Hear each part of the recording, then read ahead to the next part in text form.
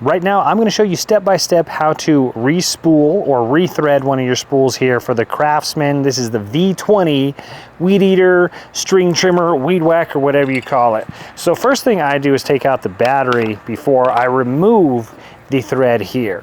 So you need the spool and you've got to get it out of the head here of the trimmer. So we're just going to push the button on. There's two buttons, one on each side. All you have to do is push the button on one side and then it kind of releases itself. The lid here, set that to the side in a safe place.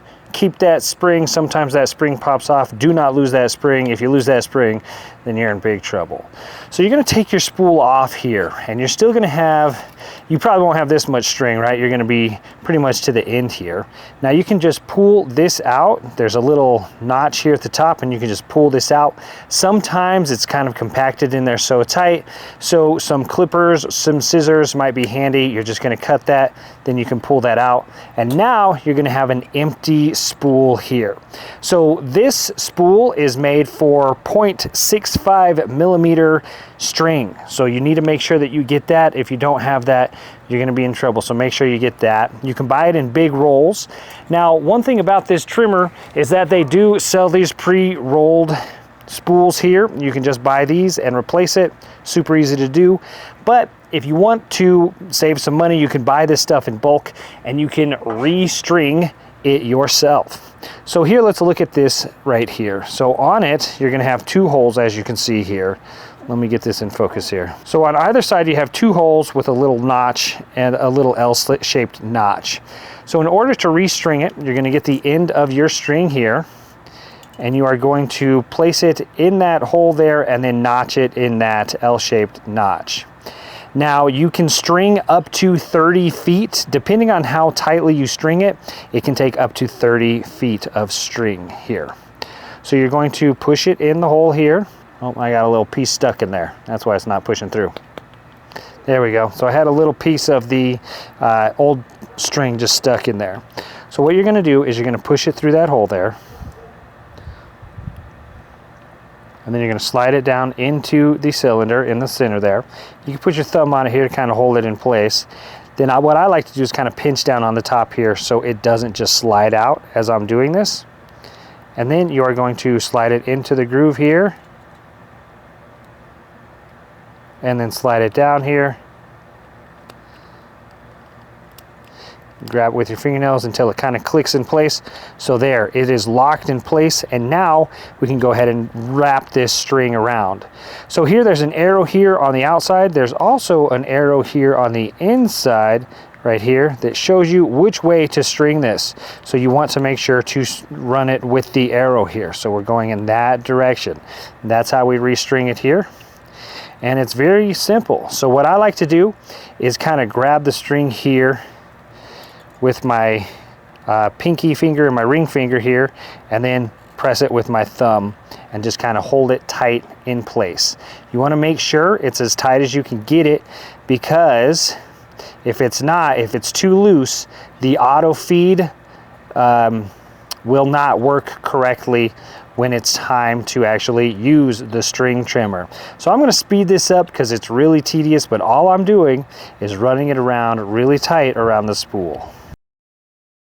Okay, then when I get to the bottom here, I'm just going to start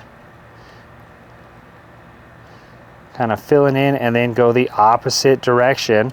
Then you go the opposite direction and go back up, down, up, down, up, down, and just kind of repeat the process.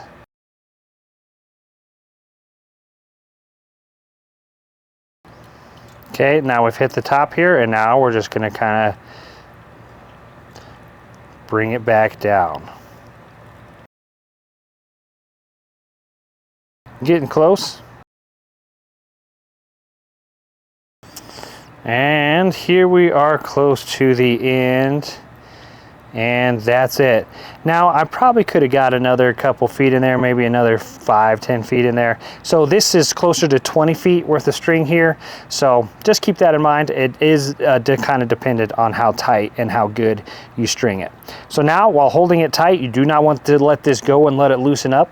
We're just going to go ahead and put it back into the head of the trimmer here.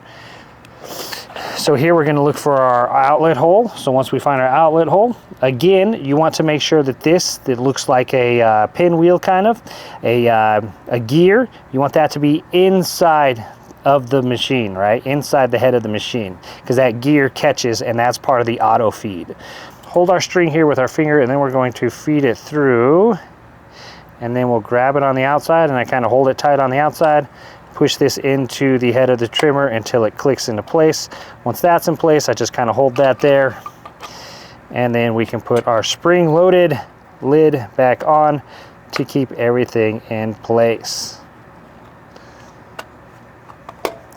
And that's it. So now as you can see here, it's pretty close to as long as it needs to be. But if you don't know how the auto feed works, let me show you that.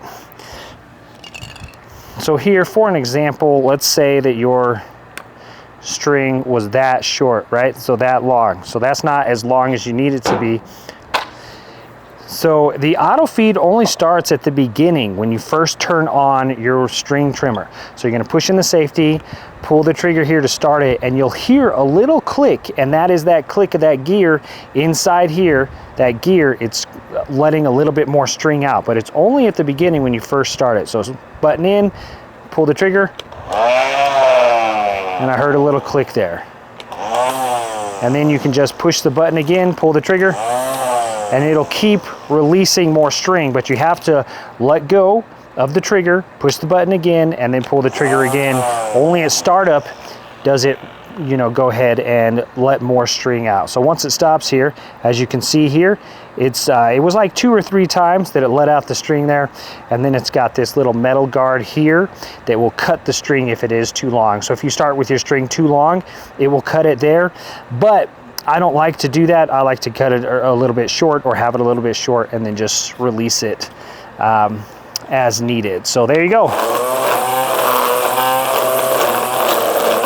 There you go. That is how you re-spool or restring that spool on the Craftsman V20. I do have a complete tutorial if you want to check that out. Hopefully that was helpful.